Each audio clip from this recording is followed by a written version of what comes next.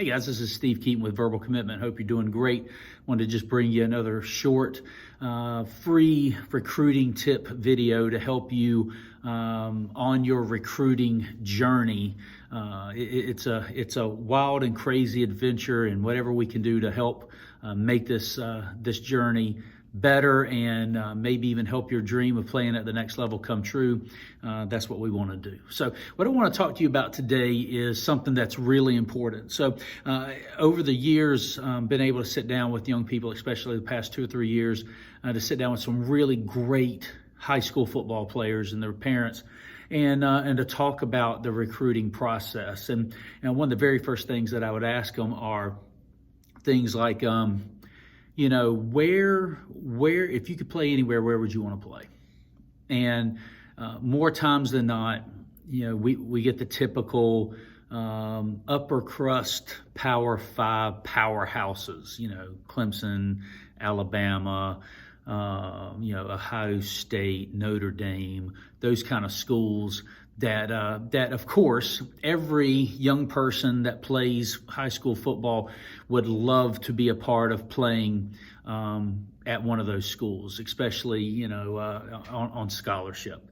But then the reality of it all is that quite often that's not the case.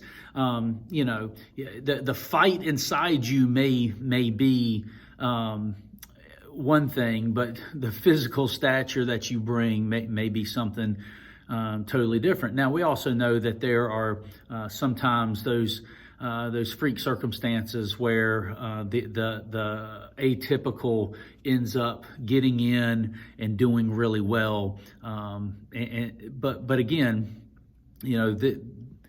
most of our lives are not a Disney movie. Okay. So I would ask these students, okay, so, are you willing to look at other programs, other levels that you may be able to be a part of, or you want to put all your eggs in that big Power 5 basket, or even that D1 basket, or even that FCS basket or whatever. And more times than not, they would say, no, I'm willing to play anywhere, Coach. I want to play anywhere. I just love to play. And go, okay, great. Then we start to dive into some things and say, okay, where is it that you want to play? Say someone says, well, I want to play at Carolina, all right, at University of North Carolina.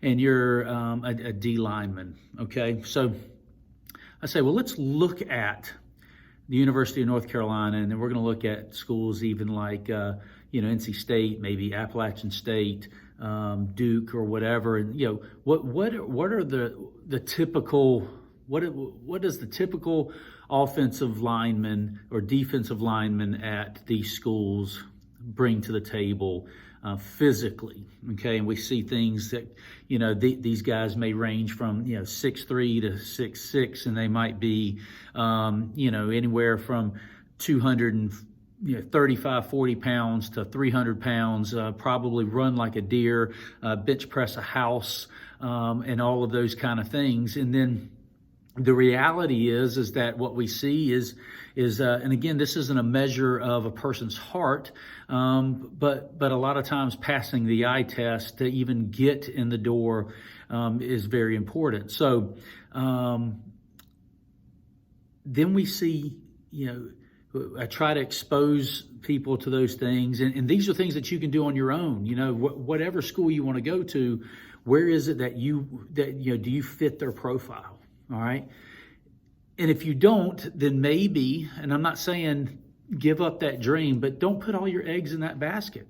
All right. Cast a broader net and see, what else is out there. And I'll say this, that, there may be a place for you to play at the next level. It just may not be at your dream school. And so when you do that, you'll see doors begin to open. All right. There are so many amazing, really good high school football players that after they graduate, their career is over. They could have played at the next level. It may have been, D3 ball or D2 ball or NAIA or whatever, but because they were so focused and they gave all of their attention to just trying to catch on with that big dream program, they were on the outside looking in. And now these are young people that I see after the fact, and they say, I wish I would have listened to you. I wish I would have talked to these other schools. I wish I would have done more because I just missed playing football so badly. So it comes down to this for so many schools. Beyond the fact that, obviously you have to have the ability, just bluntly, if you're not playing on your high school team, then you're probably not going to play at the next level. You obviously have to have the grades. You have to be a character person, those kind of things. But you also have to have the physical ability to do this. And if you begin to, again, cast that broader net, that larger net, start to engage schools at every level. I challenge young people to do this, to say, come up with, 2 or 3 D1 programs, 2 or 3 FCS programs, a handful of D2 programs, D3 programs, investigate some NAIA or JUCOs or whatever. The idea that lower levels is lesser football is false. It is false. And if you have the ability and you get your foot in the door and you become a part of a place that cherishes you, that wants to develop you and challenge you, to be hard on you and to see you grow as a person and as a player, who knows what may happen after that. But if you don't do this process, walk this process the correct way, with humility and a willingness to look yourself in the eye and say, maybe that's just not where I'm supposed to be, but I can go here and do great things. If you do those things, I promise you, you will probably not be sorry that you did this. So, do you fit their profile? All right. Go on the internet, look up these schools, see what they do. All right. And I'm not saying don't engage, but I would say don't put all your eggs in that basket. All right, spread them around. Get to know some other programs, some other coaching staffs at different levels, and see what doors open for you. All right, that's it. Thank you very much, and hope you have a great week, and we'll talk to you soon. Thanks. Bye-bye.